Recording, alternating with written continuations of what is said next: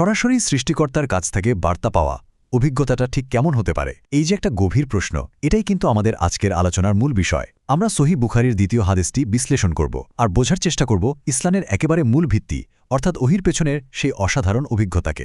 দেখুন, প্রশ্নটি করেছিলেন সাহাবী হারিস ইবনু হিশাম, আর এটা কিন্তু কোনো সাধারণ কৌতূহল ছিল না, বরং এটা ছিল সেই ঐশী বার্তার উৎসকে একেবারে কাছ থেকে জানার এক গভীর আকাঙ্ক্ষা, যার উপর একটা গোটা বিশ্বাসের ভিত্তি দাঁড়িয়ে আছে। চলুন এই প্রশ্নটাকে একটু ভেঙে দেখা যাক। ওহী কিভাবে আসত, এটা বোঝাটা খুব জরুরি, কারণ এর মাধ্যমেই আমরা বুঝতে পারব সেই বাণীতে কি ছিল আর তার উৎসটাই বা কোথায়। তাহলে এই ওহী আসলে কি? আচ্ছা, সহজ কথায় যদি বলি, এটা হলো এমন একটা প্রক্রিয়া যার মাধ্যমে সৃষ্টিকর্তার বার্তা একজন নবীর কাছে এসে পৌঁছায়। একে বলা যেতে পারে মানবজগৎ আর ঐশী জগতের মধ্যে সংযোগ স্থাপনকারী একটা পবিত্র সেতু। কিন্তু মজার ব্যাপার হলো উত্তরটা ঠিক যতটা সহজ ভাবা হচ্ছে ততটা কিন্তু ছিল না। নবী সাল্লাল্লাহু আলাইহি সাল্লাম যা ব্যাখ্যা করলেন তা থেকে পরিষ্কার বোঝা যায় যে ওহী পাওয়ার অভিজ্ঞতাটা সবসময় একই রকম ছিল না, এর দুটো আলাদা পথ ছিল। হ্যাঁ, ঠিকই দেখছেন, নবী সাল্লাল্লাহু আলাইহি সাল্লাম ওহী আসার দুটো প্রধান পদ্ধতির কথা বলেছিলেন, এবং এই দুটো পদ্ধতি ছিল একে অপরের থেকে একেবারেই ভিন্ন। একদিকে ছিল ঘণ্টার ধ্বনির মতো একটা অভিজ্ঞতা, ভীষণ তীব্র, ভীষণ ভারী। নবী সাল্লাল্লাহু আলাইহি ওয়াসাল্লামই নিজেই বলেছেন, এটি আমার জন্য সবচেয়ে কষ্টকর ছিল। এই পদ্ধতিতে পুরো প্রক্রিয়াটা শেষ হওয়ার পরই এর অর্থটা পরিষ্কার হতো। আর অন্যদিকে ফেরেশতা জিব্রাইল মানুষের রূপ ধরে সরাসরি কথা বলতে আসতেন। এই পদ্ধতিটা ছিল অনেক বেশি সহজ, অনেকটা সাধারণ কথোপকথনের মতো। ভাবুন একবার, কি প্রচণ্ড একটা বৈপরীত্য, একটা প্রায় বিমূর্ত ভারী অভিজ্ঞতা, আর অন্যটা একেবারে সরাসরি আর স্পষ্ট কথোপকথন।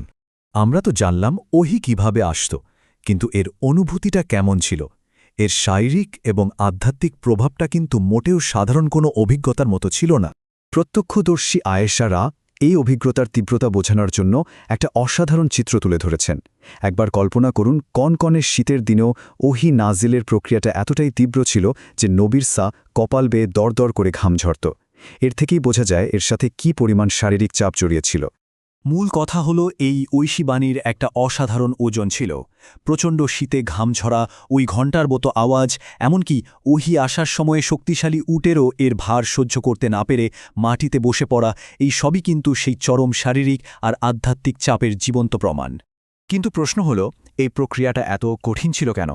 এই শেষ অংশে আমরা দেখব অভিজ্ঞতার এই তীব্রতার সাথে পাঠানো বার্তার গভীরতার কি সংযোগ ছিল। এটা তো একদম পরিষ্কার যে ওহী কোনো সাধারণ অভিজ্ঞতা ছিল না, এর প্রতিটি মুহূর্ত এক ঐশী ওজন আর গাম্ভীর্য বহন করত। এই যে প্রচণ্ড শারীরিক চাপ, এর পিছনে একটা কারণ ছিল, এটা আসলে যে বার্তা দেওয়া হচ্ছিল তার সর্বোচ্চ গুরুত্বকেই তুলে ধরত। তাহলে এই তীব্রতার আসল তাৎপর্যটা কি? প্রথমত, এটা বার্তার ভেতরের গাম্ভীর্যকে তুলে ধরে। দ্বিতীয়ত, এটা প্রমাণ করে যে এর উৎস ঐশী, এটা স্বয়ং সৃষ্টিকর্তার বাণী। তৃতীয়ত, এটা নবীর অসাধারণ ধৈর্য আর সহনশীলতা আমাদের সামনে তুলে ধরে।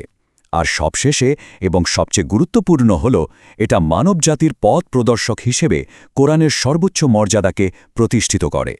তাহলে এই আলোচনার শেষে একটা প্রশ্ন রেখে যাওয়া যাক।